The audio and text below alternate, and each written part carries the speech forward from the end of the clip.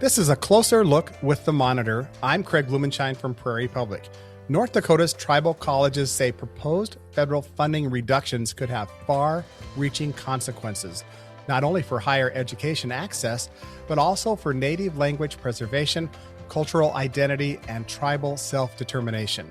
Tribal colleges' combined enrollment in the state is about 2,300 students statewide, and the largest is United Tribes Technical College in Bismarck with between 700 and 800 students. In recent reporting for the North Dakota Monitor, reporter Mary Stoyer and her colleagues spoke with tribal college leaders, students, and graduates about what's at stake if federal support declines. Mary, welcome back to A Closer Look with the Monitor. Thank you. Give us an overview, if you would, Mary, the proposed federal funding cuts and why tribal colleges in North Dakota are so concerned right now. So for the upcoming budget year, 2027, the Department of the Interior proposed cutting more than $150 million from tribal colleges and universities, as well as some other sort of college level programs. Is that nationwide? That's nationwide. Some of our tribal colleges in North Dakota, they've expressed that funding cut threatens to potentially close their doors if it goes through. And so how are they making that warning known? What are they saying? First, they're expressing what the danger particularly is and what that means for their schools. You know, they say they can't continue if that goes through, but also, you know, they've expressed that accounts for at least when it comes to the Nueda Hidatsa College and then United Tribes Technical College, that in both of their cases, that federal funding accounts for more than 50% of their budgets. So, you know, if it were to be reduced by that much, they can't, you know, they wouldn't be able to continue in the long run. For listeners who are unfamiliar with tribal colleges, Mary, explain the role these institutions play beyond academics. So tribal colleges date back to kind of the second half of the 20th century, and they began being established by tribes as a way for them to have more independence over how they educate their communities. So it was part of this overarching movement, you know, in what historians kind of call the beginning of tribes' self-determination era of being more independent and asserting their sovereignty from the US government. And so obviously there's a long history of the federal government erasing tribal culture through the education system. So for tribes to have their own higher education institutions, not only does that mean they have like a local place where community members can go and further their education, oftentimes at a very affordable price, but it also means that these are institutions that can sort of preserve and pass on their culture, their language, and also educate students in an environment that's more comfortable for them.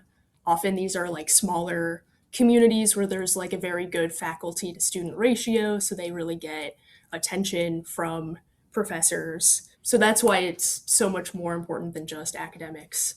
You mentioned how important tribal colleges are in your reporting and your colleagues reporting, supporting first generation and low income students in Native communities. Expand on that for our listeners, Mary.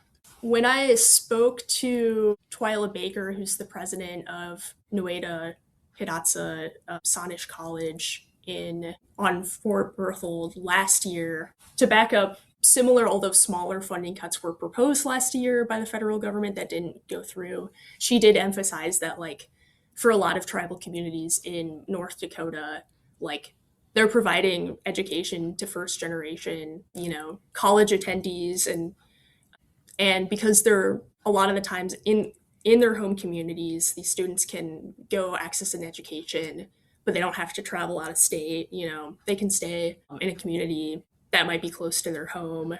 And, you know, a lot of these schools offer a lot of financial aid to their students. Enjoying my conversation with Mary Stoyer. She and her college spoke with tribal leaders, tribal college leaders, students, and graduates from North Dakota's tribal colleges about what's at stake if federal support declines. Mary, you mentioned self-determination in your reporting. What do you mean by that in the context of higher education?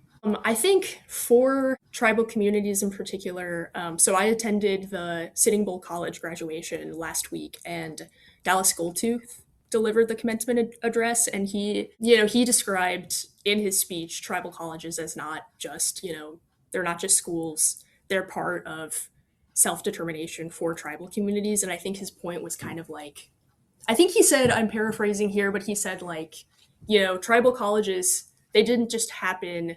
Tribal communities really they had to put forth a deliberate effort to establish them. Like they had to work hard to put them there as a way to assert their own identities. And like I said before, it's a way for them to have a place that's dedicated to preserving their culture and, teaching their students, like teaching their own next generation.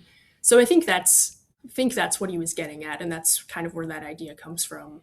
Were colleges starting to prioritize specific programs, services, or staffing areas leaders would want to prioritize or also maybe put at the top of the list to be cut first? One of our freelancers, Kaylee Kern, she wrote a story more recently talking to both Twyla Baker and then also Russ McDonald, who's the president of United Tribes Technical College. And I think they did tell her that like they've had to put forth pretty lean budgets in anticipation of potentially having to face, if not these like bigger federal funding cuts, like I think they're also worried about smaller grants potentially being taken away. So I think I don't know specifically what programs they might be trying to streamline, but I think they told her, they probably have to like defer a lot of maintenance and stuff like that, or maybe like be more choosy about like hiring or like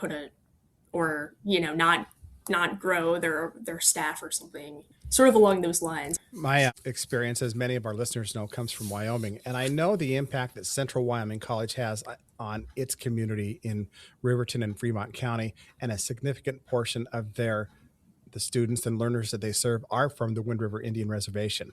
And so I wonder, the economic impact that these tribal colleges must have on their communities is genuine and real. How might these cuts impact those communities from an economic perspective?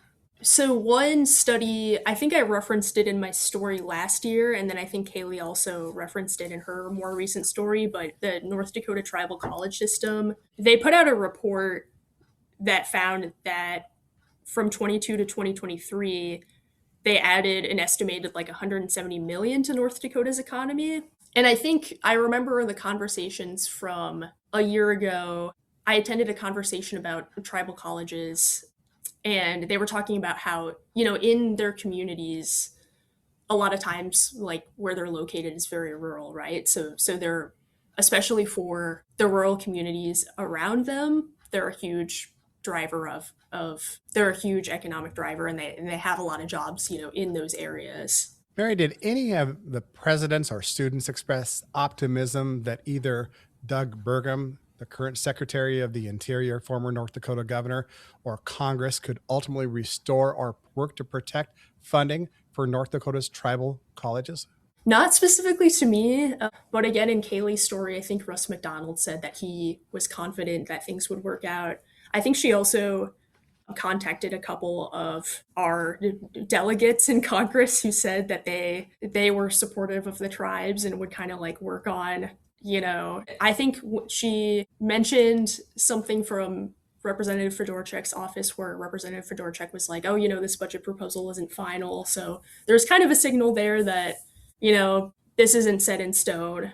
But again, we'll have to wait to see. What stood out to you personally, Mary, when you were writing these stories? So I think for the story I wrote last week, where I attended the Sitting Bull College graduation, it really stood out to me when I talked to a couple students how important it was to them to have a local community where they felt like, they could be themselves, where their Native identity was supported and they could connect with that. And also they really felt like they could connect with the faculty because the class sizes were smaller. One student I talked to said she spent most of her time growing up on the Standing Rock Reservation, but then another student was actually from Fort Washakie in Wyoming. So she had traveled a little bit to be at Sitting Bull College, but even she felt like, she expressed that she felt very supported there and that it was really important to her. Like she said she had considered going to a bigger school, but that she was really glad she went to a smaller one. And then the other thing listened to a congressional hearing where, Doug Burgum talked about, he was asked, I guess the proper word is probably interrogated about the budget.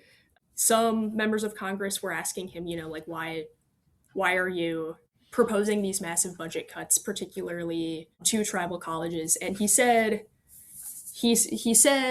well, there are larger schools, and he pointed to Arizona State University, where he said, they have the highest enrollment of tribal citizens in the country, and they're doing a great job, and they don't have the same level of federal subsidy. And he said, in his opinion, for some tribal colleges, the per pupil payment that they get from the federal government was, I think the words he used were like way out of whack. I think that was his quote. So I think it's important that people know that's sort of like the thinking that's driving this decision. Although, before I forget, I also wanted to mention this wasn't my reporting or anything, but Kaylee also included it in her story that ProPublica did a study in 2024 where they found that based on what Congress has pledged to provide in funding for these tribal colleges and universities, they estimated at the time that they were actually being underfunded by $250 million a year. And again, that's based on the level of support that they've promised in law to provide. So I think that's also a very important context. But I think all of those things definitely stuck out. You're saying that they were underfunded $250 million before these cuts were suggested. That's right. Yeah. Thank you for specifying that. Yeah. I assume this conversation's not happening only in North Dakota. In fact, it's probably happening nationwide. Do you have a sense for how serious this problem is across the country? What's interesting to me, I looked this up, and as long as I wasn't looking at an outdated map, I think there are a little over 30 tribal colleges and universities around the country. So it's definitely something that affects a lot of communities across the nation. But I also think that it's pretty neat that North Dakota has 5 out of the 30 something. I was looking at a map, and the only state that has more is apparently Montana, which has 7. But anyway, that's to say, I think a lot of tribal colleges are in a similar situation where, if this funding were to go away, they would have trouble keeping their doors open. And I think for all of them, they have a similar purpose as North Dakota's, in that, for the communities that they serve, there are institutions that aren't only important for academics and for helping the students who attend them, but they're also important for preserving culture and history for Native nations. That's Mary Stoyer. She's with the North Dakota Monitor, and she joins us for a closer look with the Monitor. You can read her reporting on tribal college funding, higher education, and Indigenous affairs, along with the reporting of her colleagues at northdakotamonitor.com. It's free from subscriptions, free from paywalls, excellent reporting. North Dakota has 5 tribal colleges and universities, and Mary, this will be an important story to continue to follow. Thank you very much. Thanks for joining us on A Closer Look with the Monitor.